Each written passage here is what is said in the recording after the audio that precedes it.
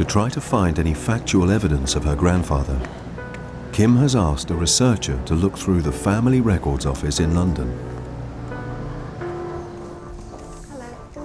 Back at the hotel, an envelope has arrived for Kim from the researcher in London. Thank you.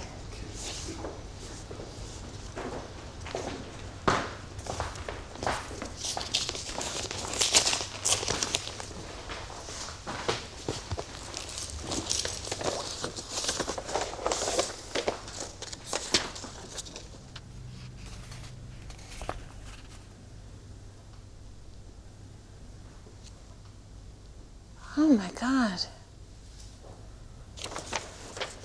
Son of a bitch. Got remarried.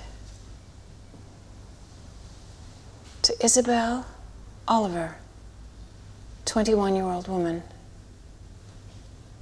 August the 5th, 1939.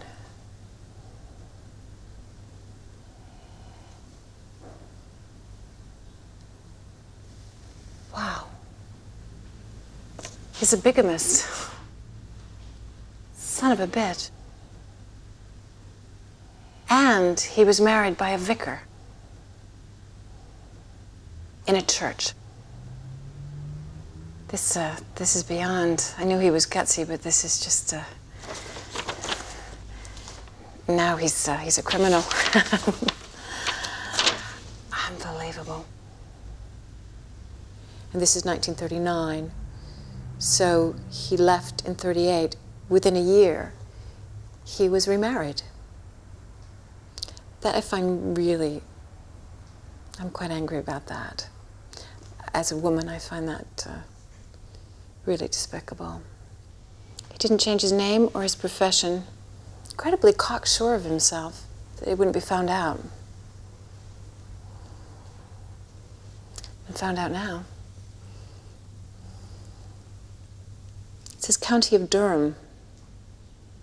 Totto Village. So he didn't leave the country, he left the county. I would have been less disappointed if he had gone very far away, but he's sort of hiding almost in plain sight. And that's a little bit more to deal with, I think. Really shocking and sad. So he was about to start all over again. I wonder if he abandoned Isabella as well. Really despicable.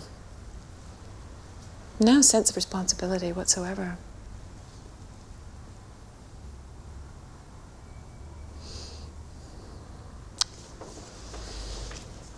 Ooh, I need a moment with that.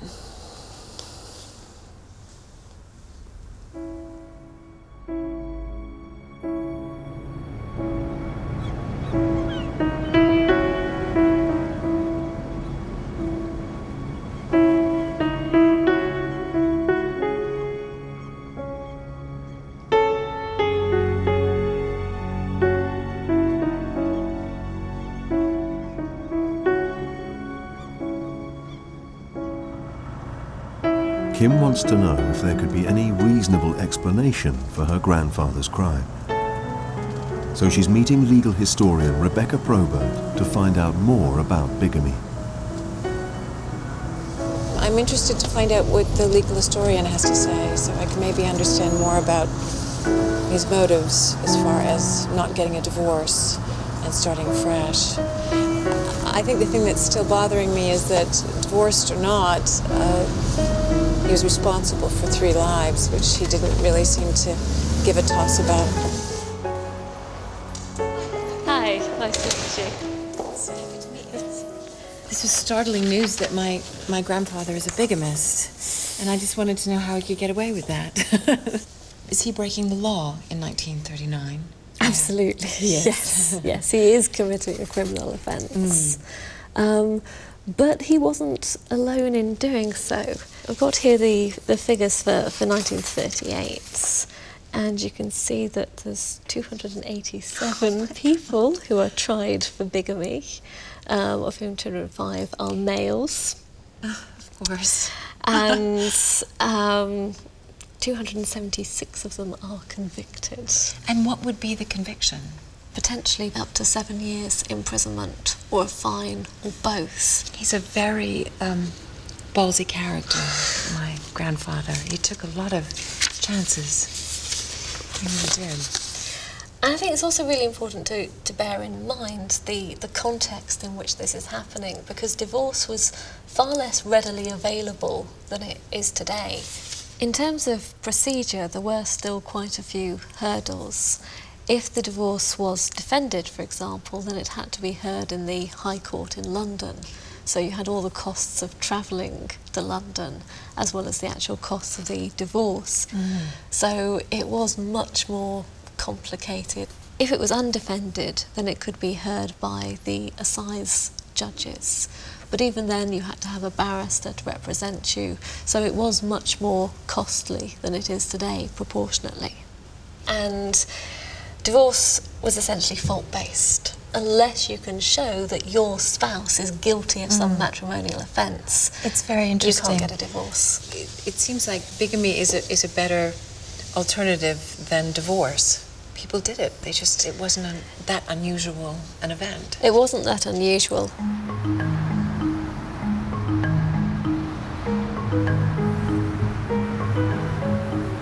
To find out about her grandfather's second family, Kim heads to Durham, where George married Isabella Oliver bigamously in 1939. I feel sorry for all the women, actually. I feel sorry for my grandmother. I feel sorry for this young bride of 21, Isabella. I feel for her.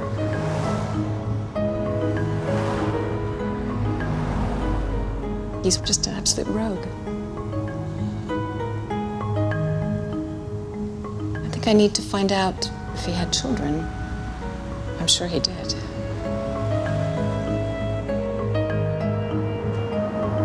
Kim has come to the Durham County Records Office to meet archivist Liz Bragazzi. So this is the Register of Electors for the Spennymoor Parish polling district, Tudor. The first thing they do is check the electoral registers to see if they can find an address for George and Isabella. Is that not them there? There's Isabella Baugh and George Baugh right there. 1 Welsh Row. And this must be some relation to Isabella's, because it's Oliver, top cottage underneath. So presumably that's next door, because they're going Down in numbers. order, yes. Yeah. So they live next door to her family. Maisie Oliver, 'Cause William Oliver. So they were a happy knit family. He became a real family man. Yes. Yes. Next, they check the baptism registers to see if George and Isabella had any children. But you would want to start from when the date of the marriage. This is 1939.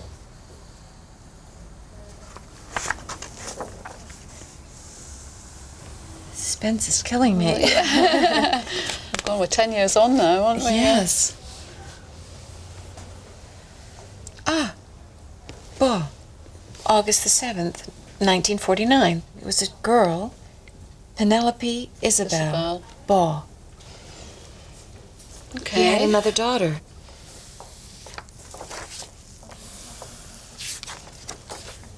Baugh, Oh, there he another is one. again. Yes. And this is a boy, his first son, Right. John Oliver, born April the 16th, 1952. So he had at least 2 children in Tudhoe. Mm-hmm. This is so exciting. Maybe they had more children. Well, yes. There we are.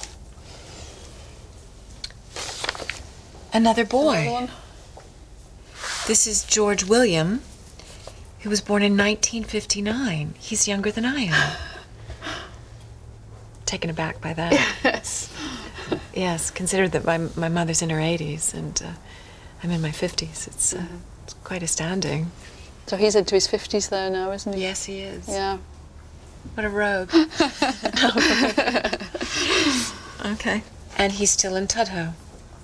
So as of 1959, I know where my grandfather was. That's right.